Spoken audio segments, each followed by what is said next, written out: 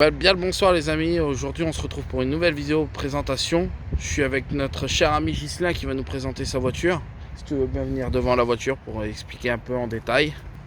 Bonjour, alors je vous présente, c'est ma Cadillac Fleetwood Bourgane de 1979. Un modèle équipé d'un V8 de 7 litres de cylindrée. Ok. Plutôt conséquent au niveau du couple et un peu de puissance quand même. Ok. Pour 2 tonnes 5 de poids et 5 mètres 75 de long pour presque 2 mètres de large. Ouais, quand même. Les dimensions sont quand même... Et puis je sais pas si vous voyez les amis, mais quand même Ghislain il va dans les détails, il a carrément le t-shirt Cadillac.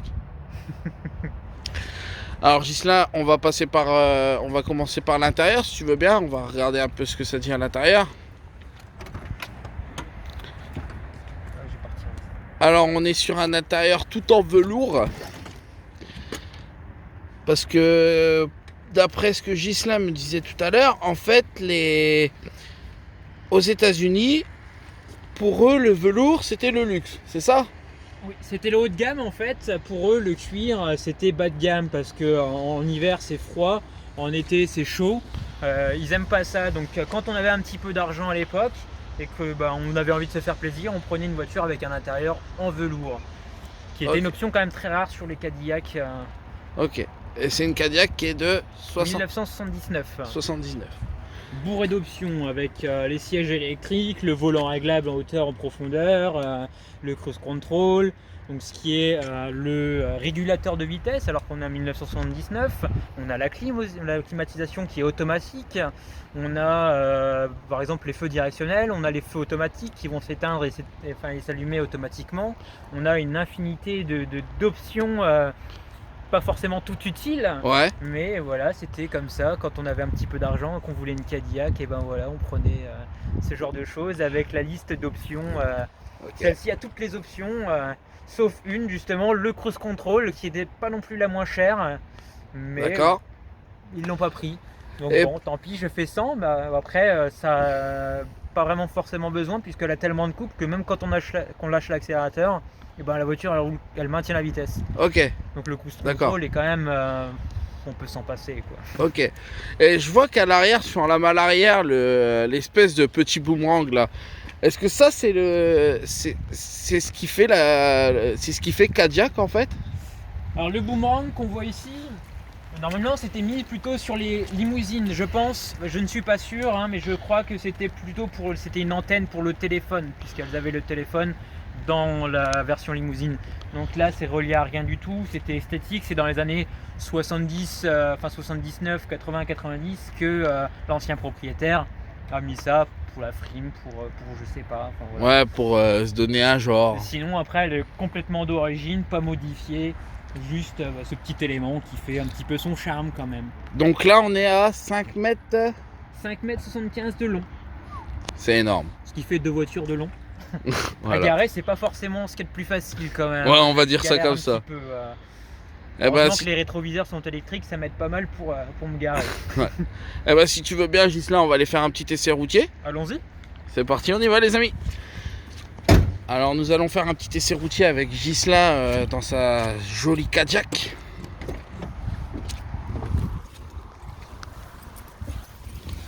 Oh la vache, le canapé les amis. Même mon canapé il est pas aussi confortable. Tiens, est-ce que tu peux me tenir la caméra 2 petites secondes mon cher ami? Ah les amis, c'est un canapé cette voiture. Et je sais pas si j'aurai les sous pour me payer une voiture comme ça. Alors attends, parce que ça c'est les ceintures américaines, c'est assez compliqué on va dire. Ah voilà, on est bien là. Merci mon ami. Alors, tu vas nous raconter un petit peu l'historique de cette voiture. Comment t'es venu l'idée d'acheter ce genre de voiture? C'est une voiture qui vient de Belgique. Hein, c'est un ami à moi de Belgique qui avait une connaissance qui vendait ça. Donc j'ai décidé d'aller la voir au début, juste comme ça, pour aller la voir, juste pour regarder, pour voir une Cadillac de mes yeux, puis peut-être l'essayer quoi. Et en fait je suis tombé sous le charme de cette voiture qui m'a plu tout de suite et je me suis dit je peux pas repartir sans cette voiture quoi. Donc voilà, même si elle était en mode épave, ouais, mais roulante, Je l'ai acheté et je suis en train de la retaper encore au jour d'aujourd'hui. Actuellement, elle est encore en restauration. Ouais. Mais après, bon, c'est comme une maison. Hein. Quand on a fini un côté, il y a l'autre côté à refaire. C'est comme Donc ça. voilà. Après, les pièces Cadillac ne sont pas non plus les plus simples à trouver. Hein. Elles sont relativement rares et très coûteuses quand il s'agit de pièces de carrosserie. Ouais. Malheureusement, voilà. Hein, quand on aime, on ne compte pas. Hein. Et justement, il faut Ça pas c'est compter. bien vrai, hein. ça c'est bien vrai. Il faut pas compter. Et je voulais savoir une petite chose, c'est une voiture que tu as acquérie il y a combien de temps? Je l'ai acquérie il y a un an. Il y a un an, presque jour pour jour. C'était le mois dernier, mais de l'année dernière. Voilà, et je l'ai ramené par la route de Belgique jusqu'ici, 300 km dans un confort. Magnifique. Et franchement, les amis, c'est pas pour vous dire, mais franchement, mon canapé, il est pas aussi confortable que ça. Là, franchement, je pourrais dormir.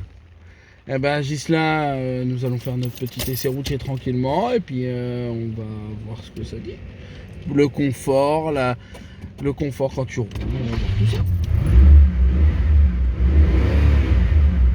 Moi je dis les amis, ça chantonne. Donc on est sur un 7 litres. 7 litres de cylindrée. Un V8 de 7 litres de cylindrée. Il fallait ça pour monter les côtes et puis pour avoir un maximum de confort. Hein. À l'époque, c'est ce qu'on voulait. Eux, c'est que des grandes lignes droites, ils n'ont pas de virage ou presque. Donc en fait, c'est une voiture qui a été conçue que pour la Belgique. Celle-là, enfin, dans la voiture qu'on est actuellement, c'est une voiture qui a été conçue pour la Belgique ou c'est une voiture qui vient des États-Unis? Alors, elle vient des États-Unis, elle a été construite à Détroit. Il n'y a pas d'usine Cadillac ailleurs qu'aux États-Unis. Okay. Hein. Le marché européen ne les intéressait pas énormément, c'était très rare de voir une Cadillac. Les américaines, on en voyait quand même quelques-unes hein, dans ces années-là. Ouais.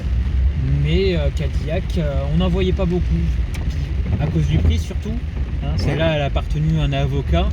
Il fallait quand même avoir certains moyens pour se payer ce genre de voiture. Et est-ce que tu crois qu'on peut le dire à qui c'était? Parce que là, vu que ça va passer sur YouTube, est-ce que tu crois qu'on peut le dire? Je sais pas, on va bien voir, mais je vais vous le dire, je vais vous confier son secret. C'était la Cadillac de l'avocat hein, de Marc Dutroux, malheureusement célèbre pour ses méfaits. Hein. On ne cautionne pas forcément. Ouais, totalement. Et voilà, c'était maître Julien Pierre qui la possédait, celui qui a fait annuler la plupart des charges contre Marc Dutroux. Donc à sa mort, la voiture a été laissée certainement à l'abandon, je suppose, vu son état. Et elle a été vendue par la suite par la famille à la connaissance que j'ai en commun. Et puis ensuite revendue à moi et qui est en train de la restaurer petit à petit, avec les moyens du bord. Et surtout avec beaucoup d'amour. Bien sûr. Est-ce que tu peux nous dire juste, pour nos chers abonnés, est-ce que tu peux juste nous dire ton âge? Alors moi j'ai 22 ans. Je suis tombé dans la voiture ancienne à 19 ans à cause de mon père qui lui en collectionne depuis toujours. Ouais. Et donc j'ai voulu me rapprocher de mon papa. Et pour ça, je me suis dit quelle meilleure idée de retaper une voiture avec lui. Et donc c'est ce qu'on a fait. Ça a très bien marché. Au final, je suis proche de mon papa.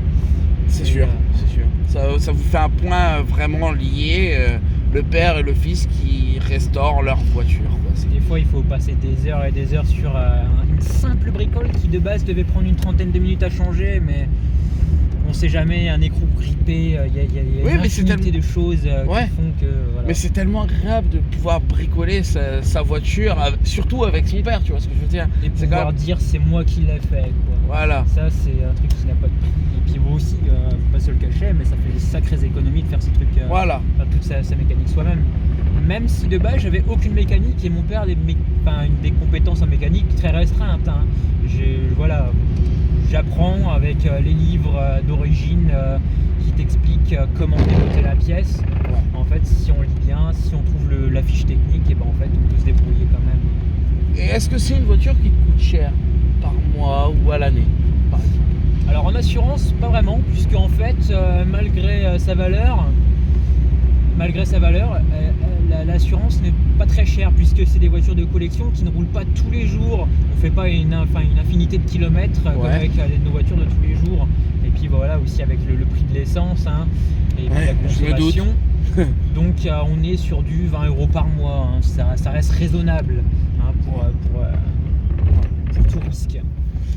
Et est-ce que... Je suppose que c'est pas ta voiture de tous les jours. Non, c'est pas ma voiture tous les jours, heureusement, puisque sur autoroute, au minimum du minimum que j'ai réussi à faire, c'était quand même 15 litres, ce qui est quand même conséquent. Et je monte jusque, par exemple, la semaine dernière, 103 km, 49 litres de 98. C'est énorme. Ça a un énorme. coût, mais bon, encore une fois, quand on aime, on ne compte pas. Hein. Ouais, puis c'est le plaisir de rouler dans une voiture quand même d'époque et qui a une histoire. Voilà, c'est un morceau d'histoire et Voilà. c'est des voitures qu'on ne refera plus hein, quand on voit toutes les électriques. Des voitures comme ça, on n'en reverra plus jamais. Hein, Et qu'est-ce que t'as comme voiture de tous les jours? Alors ma petite voiture de tous les jours, c'est une simple petite Dacia, une Dacia Logan qui fait parfaitement le job, jamais tombée en panne. Elle roule aussi au GPL, ce qui me permet de faire des économies d'essence et tout l'essence que j'économise, elle va dans celle-là, hein, comme vous vous doutez. On va pas se le cacher. Après, malheureusement, la passion de la voiture ancienne, comme on dit, c'est de la voiture de collection, donc on les collectionne. Alors voilà, j'ai craqué, j'en avais racheté aussi une autre, une Opel Record C coupé de 1967. Ça par contre je connais pas. Et c'est une voiture qui était à l'époque produite par General Motors. Hein, Opel c'était General Motors, donc les lignes sont américaines. Ça ressemble à une petite muscle car qui n'a pas le V8 puisque c'était prévu quand même pour les marchés européens. D'accord.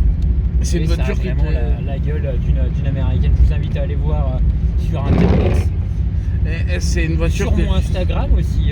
Ah oui, tiens, tant qu'on y est, qu'il parle d'Instagram, je vous mettrai dans la description l'Instagram de Ghislain.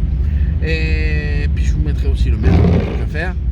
Et par contre, la petite Opel, c'est une voiture que tu roules régulièrement ou c'est une voiture qui roule plus que tu roules? Elle roule très très bien, hein. C'est une voiture que je roule quand même assez souvent. Avec des voitures de collection, malheureusement j'ai que 2 bras, du coup je peux en conduire qu'une à la fois. En général c'est une semaine sur deux l'une, une semaine sur deux l'autre. Mais je roule quand même assez régulièrement. Moi j'ai des voitures. Tu roules quand même avec les deux quoi. Tu roules, t'as le choix d'alterne quand même. Ouais, c'est pas pour la laisser pourrir quelque part, c'est pour rouler, c'est pour revivre ces années-là. Ouais. Et puis d'ailleurs quand je vois tous les sourires en passant dans la rue, toutes les personnes qui me font des coucous, qui me racontent leur expérience de quand ils étaient plus jeunes, qu'ils avaient ce genre de voiture, moi ça me fait chaud au cœur de voir tout ça. C'est clair, et puis franchement moi ça fait une dizaine d'années que je suis dans la voiture avec Ghislain et qu'on vous parle les amis. On sent pas la route, c'est un confort, franchement moi je trouve cette voiture là magnifique au niveau confort. Par contre elle est vraiment longue. Faut pas se le cacher. Après il y a aussi des avantages d'avoir une voiture aussi longue et surtout aussi large, puisque la voiture est tellement large que les petits dodanes rouges là en plastique, elle est tellement large que elle passe, les roues passent à côté.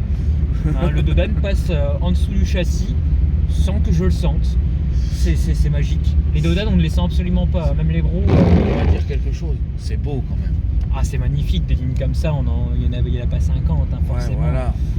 Et c'est une voiture qu'à l'heure d'aujourd'hui tu serais prêt à revendre ou pas? Ou est-ce que toi tu veux vraiment pas du tout la vendre? Je suis quand même très très attaché, après on ne sait jamais ce que la vie nous réserve. Ouais. J'espère la garder le plus longtemps possible, surtout qu'elle a une valeur sentimentale avec mon papa. Voilà. Mais voilà. Ouais, c'est quand même une voiture, qui a de l'histoire quoi. Faut dire ce qu'il y a les amis, c'est une voiture qui a de l'histoire. Au niveau confort, franchement, c'est juste magnifique. Et nous sommes sur une boîte automatique. Boîte automatique 3 vitesses, malheureusement voilà, il n'y a pas plus de vitesse mais ça suffit largement puisqu'elles sont très bien étalonnées. La voiture, je ne l'ai jamais poussée au-delà de 180, le compteur monte jusqu'à 220 km/h. Après je ne sais pas si elle l'est fait, ça m'étonnerait quand même fortement. Ouais mais 180 j'ai pas osé plus quand même hein. Et puis je pense que 180 t'as dû sentir la douloureuse au niveau du carburant. Oui, ouais, aussi. Le carburant descend à vue d'œil. Et là, on est sur un réservoir de combien là-dessus? On est sur un réservoir de 80 litres. Ah ouais, quand même. Puisque aux États-Unis, de base, normalement, hein, ils étaient quand même faits pour rouler sur des déserts, des trucs comme ça. Et donc, les stations essence, il n'y en avait pas forcément beaucoup. Et vu que ça consomme quand même beaucoup, voilà, il fallait quand même emporter de l'essence, quoi. Hein. Je pense bien. On est quand même, à mon avis, pas à l'abri d'une panne d'essence, même avec 80 litres. Hein. Ah, je pense bien. Eh ben, je pense qu'on a fait le tour de ta charmante voiture mon cher ami Ghislain. Je te remercie à toi d'être venu vers moi pour me présenter ta Cadillac. Je te remercie. Et surtout les amis, n'oubliez pas, Abonnez-vous. Abonnez-vous et lâchez un maximum de pouces bleus s'il vous plaît pour le soutien, pour le courage. Et on se retrouve pour une prochaine vidéo qui sortira normalement la semaine prochaine. Donc je souhaite une bonne soirée à tout le monde. Ghislain, si tu as un mot à dire à tous les abonnés, qu'est-ce que tu peux leur J'ai dire? qu'une chose à vous dire, abonnez-vous, ça nous aidera beaucoup. Et puis ça, je pense qu'on fera une belle communauté les amis. Donc une bonne soirée à vous et prenez soin de vous surtout. Et faites attention sur la route. Faites attention sur la route. Ciao les amis.